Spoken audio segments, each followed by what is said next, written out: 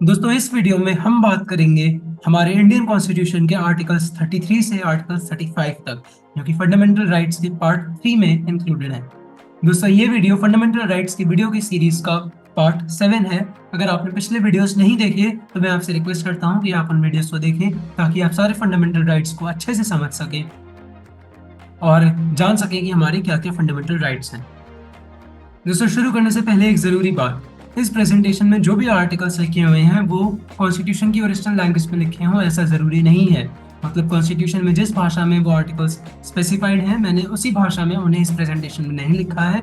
मैं उन आर्टिकल्स को समराइज करता हूँ और आपको एक्सप्लेन करता हूँ। दोस्तों अब हम देखेंगे आर्टिकल 33। इसका लेना देना है armed forces and fundamental rights का, कि क्या सारे फंडामेंटल राइट्स आर्म्ड फोर्सेज पर भी एप्लीकेबल हैं। जी नहीं, ऐसा नहीं है। आर्टिकल 33 पार्लियामेंट को ये पूरी शक्ति देता है, पूरा एम्पावरमेंट देता है कि वो रिस्ट्रिक्ट कर सके या एब्रोगेट कर सके, हटा सके fundamental rights members of armed forces, paramilitary forces, police forces, intelligence agencies और एनालॉगस फोर्सेस। तो दोस्तों ये जो भी आर्म्ड फोर्सेस हैं या पैरामिलिट्री फोर्सेस, इंटेलिजेंस एजेंसीज हैं, इनके फंडामेंटल राइट्स को रिस्ट्रिक्ट करने की पूरी पावर पार्लियामेंट के पास है। ऐसा इसलिए जरूरी है ताकि इन फोर्सेस के मेंबर्स इंडिया के खिलाफ कोई षड्यंत्र न रच सके, उसकी सोवरेनिटी इंटीग्रिटी पर कोई आंच ना आ सके। इसीलिए उनके कुछ फंडामेंटल राइट्स रिस्ट्रिक्ट करने की पूरी शक्ति पार्लियामेंट के पास है। इसका यही ऑब्जेक्टिव है कि ये सारे मेंबर्स अपनी ड्यूटीज अच्छे से करें और उनके बीच डिसिप्लिन बना रहे, वो स्टेट के खिलाफ कोई षड्यंत्र न रच सके। दोस्तों ऐसा कोई भी लॉ जो कि पार्लियामेंट बनाती है आर्टिकल 33 के अंडर, जो कि आर्म्ड फोर्सेस की फंडामेंटल राइट्स पर रिस्ट्रिक्ट करता है, इसे आप कोर्ट में चैलेंज नहीं कर सकते, सुप्रीम कोर्ट में नहीं लेके जा सकते, क्योंकि कॉन्स्टिट्यूशन ही इसका प्रोविजन बनाती है। दोस्तों मेंबर्स ऑफ आर्म्ड फोर्सेस जो कि लिखा है उसमें जरूरी नहीं है कि केवल युद्ध लड़ने वाले या केवल वही जने आए जो कि पुलिस ऑफिशियल्स हैं। आर्म फोर्सेस के बाकी मेंबर्स जैसे कि सिक्योरिटी गार्ड या बार्बर्स, कारपेंटर्स, मैकेनिक्स, कुक्स जो कि वहाँ का खाना बनाते हैं, या चौकीदार्स या टेलर्स वगैरह जो कि लड़ने वाले नहीं हैं, वो भी इंक्लूडेड हैं। उनके भी फंडामेंटल राइट्स रिस्ट्रिक्टेड रहते हैं। तो आपको इस बात का भी ध्यान रखना है कि केवल लड़ने वाले लोग ही नहीं रहते, बल्कि और भी बहुत सारे लोग होते हैं जिनके राइट्स रिस्ट्रिक्ट हो जाते हैं। तो दोस्तों इसी आर्टिकल के तहत गवर्नमेंट ने काफी सारे लॉज भी बनाए हैं, army act, navy act, air force act, police forces restriction of rights act, border security force act, और ऐसे बहुत सारे लॉज हैं जो कि उनके राइट्स को रिस्ट्रिक्ट करते हैं ताकि इंडिया की सॉवरेनिटी इंटीग्रिटी बनी रहे, अपने ड्यूटी सब लोग काम अच्छे से करें। दोस्तों इनके तहत वो फ्रीडम ऑफ स्पीच को रिस्ट्रिक्ट कर सकते हैं कि आप कुछ भी नहीं बोल सकते, आप स्टेट के अगेंस्ट या स्टेट के लिए कुछ भी नहीं बोल सकते, आप एसोसिएशंस बनाने का राइट आपके पास नहीं है, आप अपने अंदर ही अंदर एसोसिएशन नहीं बना सकते क्योंकि आर्मी ही एक एसोसिएशन है। आप ट्रेड यूनियंस नहीं बना सकते, आप पॉलिटिकल एसोसिएशंस नहीं बना सकते, आप प्रेस के साथ कम्युनिकेट नहीं कर सकते, आप पब्लिक मीटिंग्स अटेंड नहीं कर सकते, आप डेमोन्स्ट्रेशंस में नहीं जा सकते। ऐसा नहीं है कि आप नहीं जा सकते, लेकिन इन पर काफी रिस्ट्रिक्शंस इम्पोज कर दी जाती हैं गवर्नमेंट के द्वारा। ऐसा नहीं है कि आप कुछ भी नहीं कर सकते, कर सकते हैं, लेकिन रिस्ट्रिक्शंस के दायरे के अंदर रह के कर सकते हैं। ये सब इन लॉज में बताया जाता है अच्छे से। तो पार्लियामेंट के पास पूरी पावर है, आप इन्हें कोर्ट में चैलेंज नहीं कर सकते, ऐसा आर्टिकल 33 कहता है।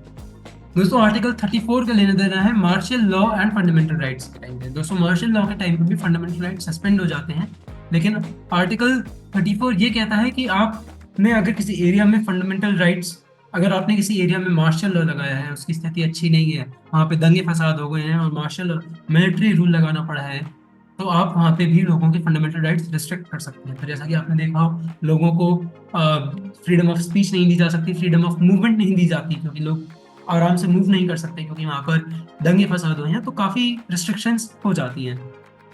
मार्शल लॉ एक्स्ट्राऑर्डिनरी सर्कमस्टेंसेस में लगाया जाता है, जैसे या तो वॉर हो गया, या किसी ने कुछ इन्वेजन कर दिया, कोई फॉरेन कंट्री ने आके हमारी टेरिटरी को इन्वेट कर दिया, या कहीं रेबेलियन हो गया, दंगा फसाद राइट हो गया, या वायलेंट रेजिस्टेंस हो गया, आर्म्ड रेबेलियन हो गया, ऐसा सब पे मार्शल लॉ लगाया जा सकता है।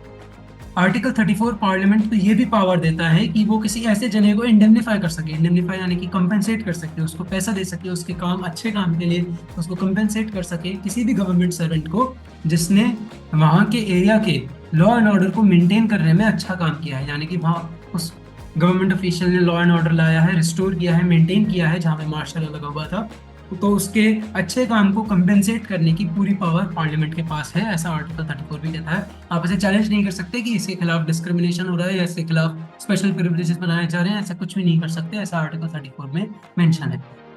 तो आप इसको फंडामेंटल राइट्स वायलेट होने के बेसिस पे चैलेंज नहीं कर सकते। दोस्तों फंडामेंटल राइट्स जो पार्ट 3 है उसका आखिरी आर्टिकल है आर्टिकल 35। ये आर्टिकल वो पावर्स बताता है जो कि केवल सेंट्रल गवर्नमेंट के पास, सेंट्रल लेजिस्लेचर के पास हैं और स्टेट लेजिस्लेचर्स के पास नहीं है। तो ऐसी कुछ पावर्स हैं जो कि केवल पार्लियामेंट के पास है और स्टेट लेजिस्लेचर के पास नहीं है। क्या क्या है? जैसे कि हमने आर्टिकल 16 में देखा था इक्वालिटी ऑफ अपॉर्चुनिटी, उसके अंदर एक रिस्ट्रिक्शन थी कि गवर्नमेंट ऐसे कुछ लॉज बना सकती है, ऐसे कुछ कंडीशंस प्रिस्क्राइब कर सकती है कि कुछ पोस्ट के लिए आपको एक स्टेट में रहना जरूरी है। कुछ ऐसे पब्लिक ऑफिसेस के लिए अगर आपको वो पोस्ट चाहिए तो आपको एक ही जगह पे रहना पड़ेगा। अदरवाइज आप नॉर्मली देखें तो आप कहाँ रहते हैं इसके बेसिस पर डिस्क्रिमिनेशन नहीं होना चाहिए, लेकिन पार्लियामेंट ऐसा कर सकती है। ऐसा आर्टिकल 16 के अंदर जो था वो केवल पार्लियामेंट के पास पावर है, स्टेट लेजिस्लेचर ऐसा नहीं कर सकता। तो आज के टाइम पे अभी आंध्र प्रदेश और तेलंगाना की कुछ पोस्ट के लिए ये प्रोविजन वैलिड रहता है कि आपको ज़रूरी है कि आप उन्हीं स्टेट्स में रहें, बाकी ऐसा अभी कहीं नहीं है। दोस्तों आर्टिकल 32 में भी हमने देखा था कि पार्लियामेंट के पास पावर है कि वो किसी और कोर्ट को भी रिट्स इशू करने की ऑर्डर दे सकती है, या कि कोई और कोर्ट भी, लोकल कोर्ट भी रिट्स इशू कर सके। ऐसा लॉ भी पार्लियामेंट बना सकती है। अभी तक तो नहीं बनाया गया है, अभी तक तो केवल सुप्रीम कोर्ट्स और हाई कोर्ट्स ही ऐसा कर सकती है। दोस्तों आर्टिकल 33 जो अभी हमने देखा जिसमें आर्म्ड फोर्सेस के राइट्स रिस्ट्रिक्ट कर सकते हैं, ऐसा लॉ भी केवल सेंट्रल गवर्नमेंट बना सकती है, स्टेट लेजिस्लेचर नहीं बना सकते। आर्टिकल 34 भी हमने जो देखा कि गवर्नमेंट सर्वेंट को इंडेमनीफाई कर सके, कंपेंसेट कर सके, ऐसा लॉ भी केवल सेंट्रल गवर्नमेंट बना सकती है, स्टेट गवर्नमेंट्स नहीं बना सकती। दोस्तों अभी जो हमने आर्टिकल 17 अनटचेबिलिटी देखा था, उसके खिलाफ क्या एक्शन लेना है, जो पर्सन अनटचेबिलिटी फॉलो कर रहे हैं उनके खिलाफ क्या एक्शन लेना है, ये पनिशमेंट भी केवल सेंट्रल गवर्नमेंट बना सकती है, स्टेट गवर्नमेंट इसके लिए पनिशमेंट नहीं बना सकती। आर्टिकल 23 राइट अगेंस्ट एक्सप्लॉयटेशन में हमने जो देखा था कि आप ह्यूमन बींग्स की ट्रैफिकिंग नहीं कर सकते, फोर्स लेबर नहीं कर सकते, इनके खिलाफ जो लॉज हैं वो भी केवल सेंट्रल गवर्नमेंट बना सकती है, स्टेट गवर्नमेंट्स नहीं बना सकती। तो ये कुछ पावर्स हैं जो कि केवल central legislature, central parliament, central government के पास ही है। तो दोस्तों अगले वीडियो में हम डिस्कस करेंगे आर्टिकल 31A, 31B, 31C, जो कि फंडामेंटल राइट्स के कुछ और एक्सेप्शंस हैं जो कि बाकी किसी और आर्टिकल में मेंशन नहीं है। तो अगर आपने इस वीडियो में कुछ भी नया सीखा तो इस वीडियो को लाइक ज़रूर करिएगा। अगर आपको ये वीडियो अच्छा लगा, अगर आपने देखा कुछ नया सीखा कि फंडामेंटल राइट्स के बारे में, तो इसको लाइक ज़रूर करिएगा। वीडियो देखने के लिए आपका धन्यवाद।